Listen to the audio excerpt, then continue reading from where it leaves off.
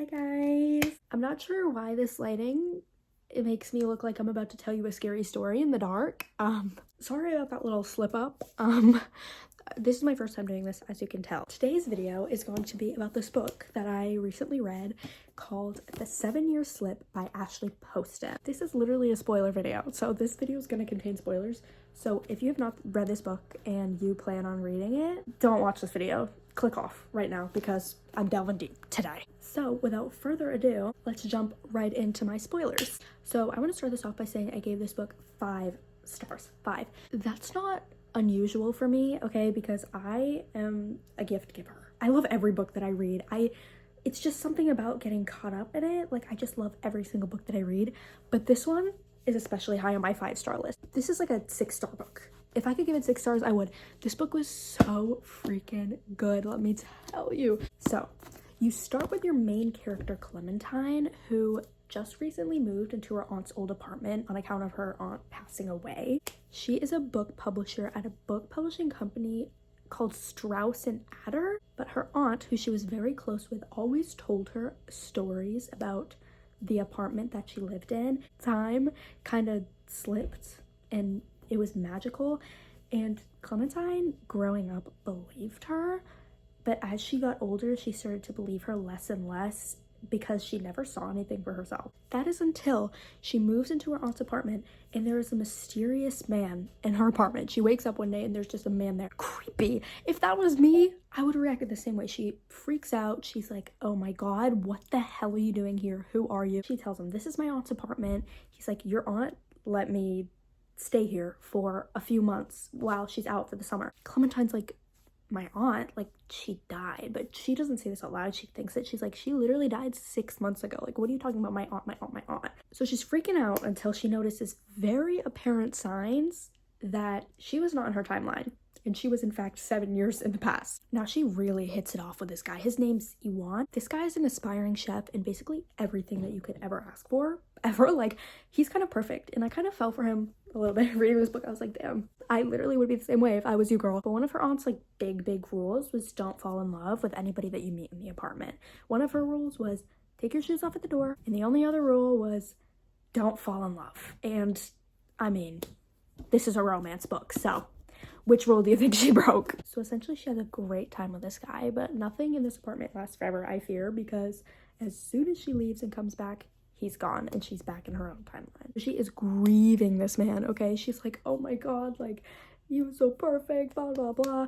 And like, the worst part about it, she cannot tell her friends about it, because would you believe your friend if they told you that they were talking to this super charming and awesome guy from 7 years in the past? Honestly, I might, but that's because I'm really gullible, okay? So you probably wouldn't. So Clementine, or Lemon, which Lemon is the nickname that Iwan has bestowed upon her, she goes back to her normal life even though she cannot get this man out of her head. Like, literally every waking moment she's thinking about him. She can't do her work because she's like, oh my god.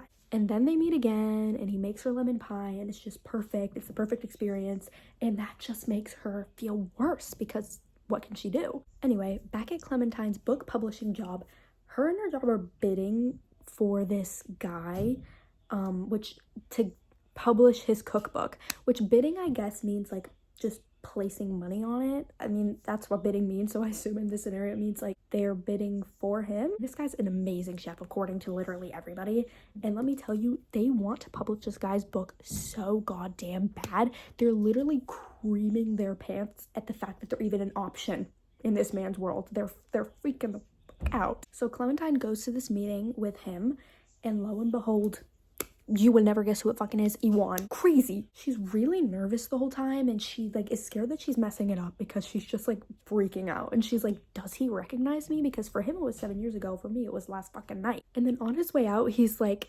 have a good day, Lemon, or he said something along those lines. I don't really remember, but he called her Lemon, which is the important part. So of course he remembered. So they're waiting to see if he's considered them as publishers, and then they get turned down, which is crazy because they're saying that they bid higher than the others, or there's no way that they couldn't have bid as high as the others.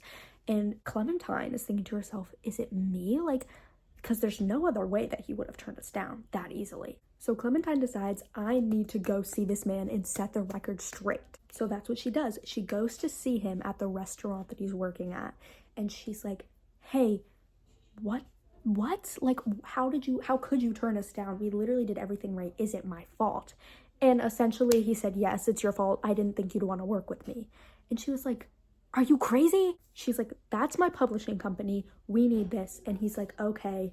And the next day, all is well, and they're back in the bidding. All of the important people in these publishing companies that are being considered are invited to a cooking class with Iwan. Of course, Clementine goes, and she literally has like the best time of her life. Like, she has so much fun.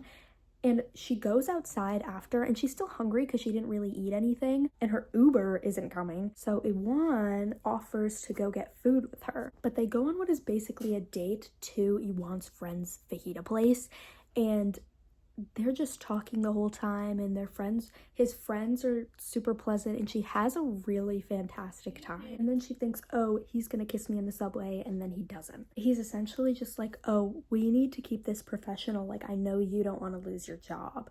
So she goes home, she's upset over the whole ordeal, and she's back in the past. She sees Iwan in there, and she's like, oh my god, my man, and they kissed. And then the next day she wakes up, leaves, and she's gone. Then she gets invited to Iwan's new restaurant opening, which is invite only. It's really closed door. But when she gets there, it's just completely wrong to her. Like, she's uncomfortable. There's really big fluorescent lights. The walls are white. The tables are marble. She's like, this is not the man that I know at all. She tells him, he's like, it's not me from 7 years ago who you just met. It's me.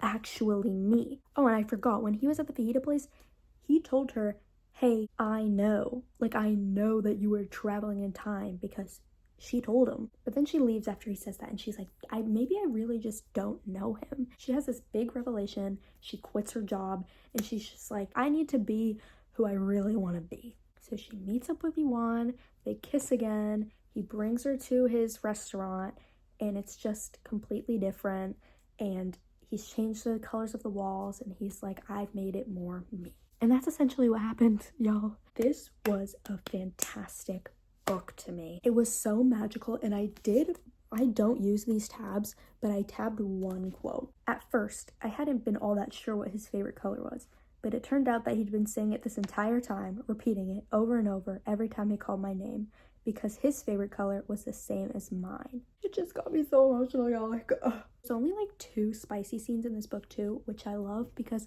I'm not a big spicy scene person, but this was just perfect to me.